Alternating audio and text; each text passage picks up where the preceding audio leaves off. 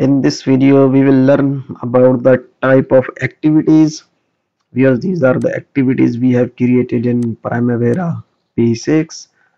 Now, each activity must have its type. Mean activation Primavera need what type you want for this activity.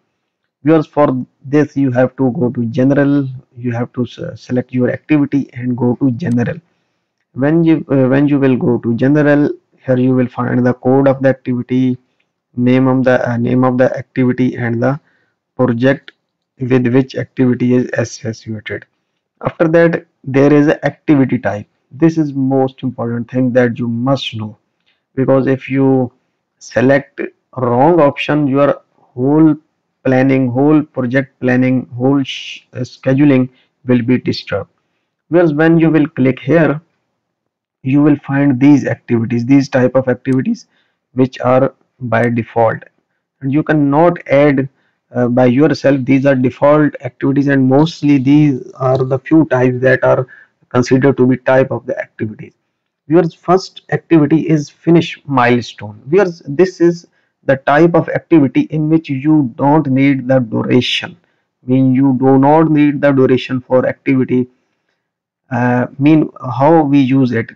For viewers, this is our project, and I also select a WBS which is known as milestone, and I didn't give any activity to this WBS, because key milestone is the WBS in which normally we want advanced type of reviews, or we want to briefly review our whole project, because some projects are too much long.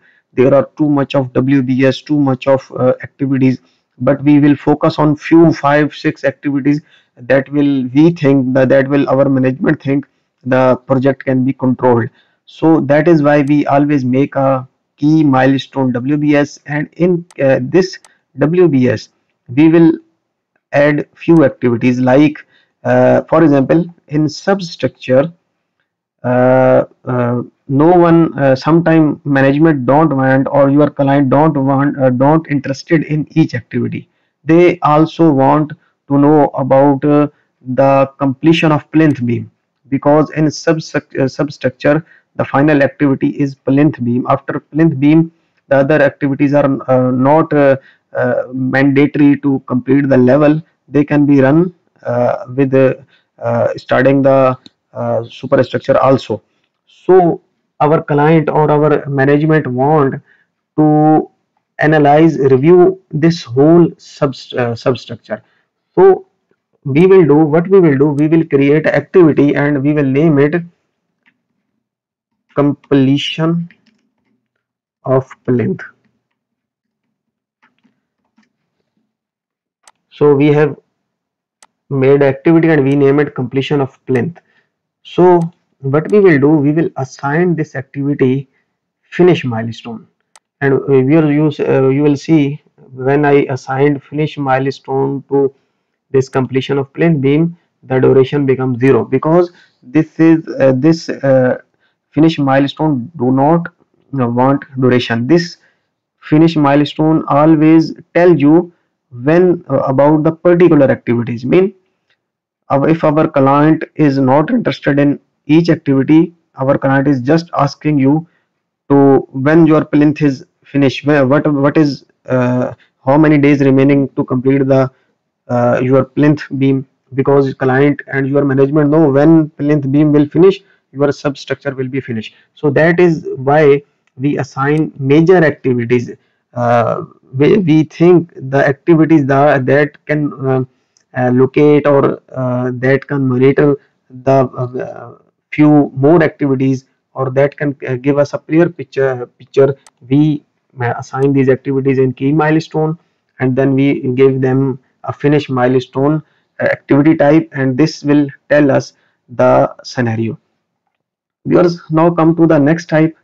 This is a level of efforts. Viewers, this is a high level advanced type of activity type, but here we cannot discuss, because it depend upon the relationship, and we still didn't learn about the relationship. After relationship, when we will have few classes regarding relationship of activities. After that, I will tell you, I will learn you about the level of efforts. The next type of activity is resource dependent. Mean these all activities are linked with the resource. Mean any change in the resource will affect the duration of the these activities. So normally we do not use resource dependent activities, but it's depend upon the project or client requirement. Sometimes we can use activities based on the resource. After that, there is activity that is start milestone. This is the opposite to the finish milestone that we created now. In finish milestone, we are sincere to the finish date of any particular activity that will give the whole scenario of the other activities. But in start milestone, there is a same scenario that there is no need of duration. But in start milestone, Primavera will give you the scenario of whenever this activities start. Mean if I put if I give this activity type to this completion of plinth beam, so what I can do, I can select my activity and assign it start milestone. No, but Primavera will tell me, Primavera will tell me when my plinth is going to start. So in some cases, client or management want to know about the any activity, that when this activity is going to start.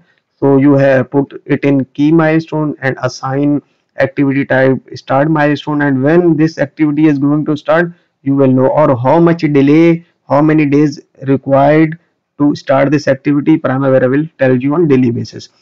Where the next activity type is task dependent. This is the most common activity type that normally scheduler or planner used, because this is dependent task dependent activities. For this you need a duration, and on duration this activity give you the dates with after putting relationship, and this task dependent activity give you the clear scenario without any disturbance in activity or any conflict.